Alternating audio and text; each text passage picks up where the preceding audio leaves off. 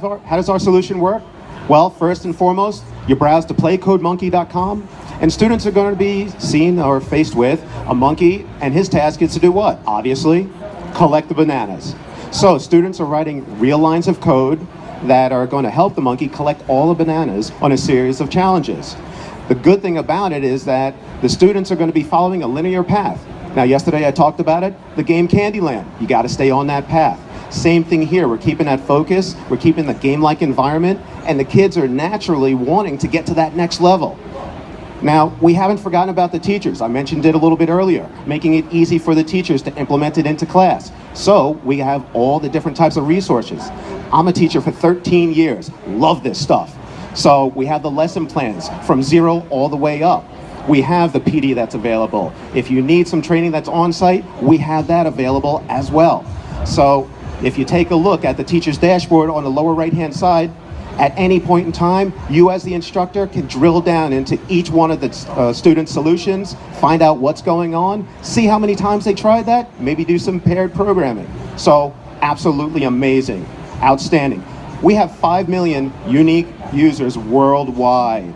We translate into 20 different native languages, and that's pretty cool. So the students can learn in their native language and also learn English at the same time. All right, so let's take a look at the competitive landscape. Obviously, sorry, Coach Park, I know you're here too. Obviously, there's a lot of competitors out there, right? So the way we differentiate ourselves is that we're scalable and we're also teaching real skills. By the way, we're using a real language, CoffeeScript. Might get into that during the Q&A, I hope. We've won a lot of awards, been accepted throughout the globe here. So Common Sense Media, thank you very much for all the props out there. EdSurge, thank you for the props. FETC came in 2nd place there last year, so doing a lot of great things. Now, I want to share with you just a little bit about what we've been doing around the globe with our Coding Olympics. Coding is an essential skill we need to teach our children, just like math, science, or English.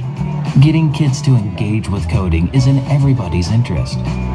CodeMonkey, an award-winning online game, is the only platform that gets kids as young as 8 to write real code through a fun, engaging game.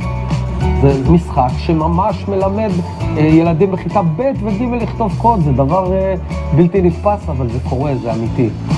CodeMonkey partnered with CET, Israel's largest publisher, to offer the CodeMonkey Coding Olympics, chosen by the Ministry of Education for a nationwide rollout.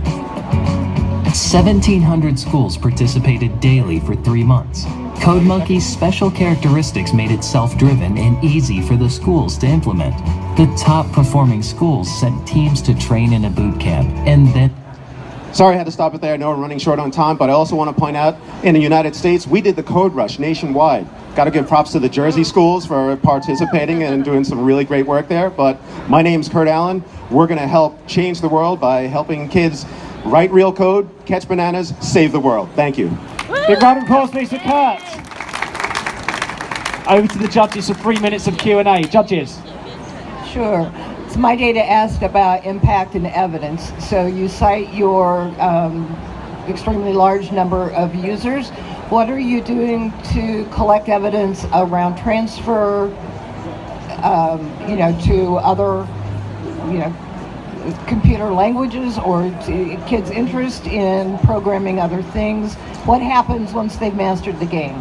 Okay, so what happens with CodeMonkey is you have CodeMonkey fundamentals. That's done in the language of CoffeeScript. The idea is that we're going to introduce the computer language for anybody that's easy to understand. Naturally, most people have heard of code.org. A lot of people have participated in the Hour of Code, the block style drag and drop.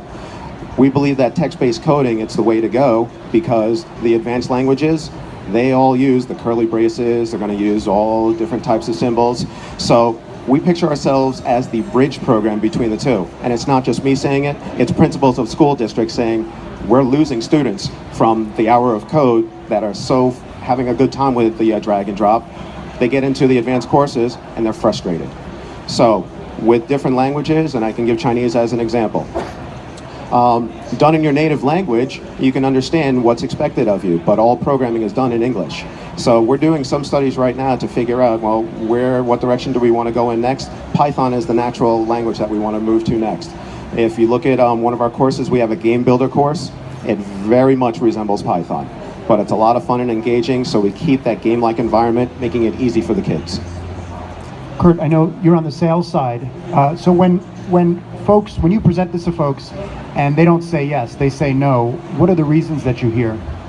Some of the people right away, they get scared because they really don't understand what it is that we're selling. So I take the time to walk them through the product. I happen to have experience on both sides of the fence. Being a teacher for 13 years, being a sales representative from all the way back to 1994. So I love going into the classroom and hearing all those obstacles. I make it easy for them and I volunteer. You know what? I'll come into your classroom and teach the first one for you. I'll show you how easy it is. Don't give me a commitment just yet. Just see how it's done. See how easy I can make it for you.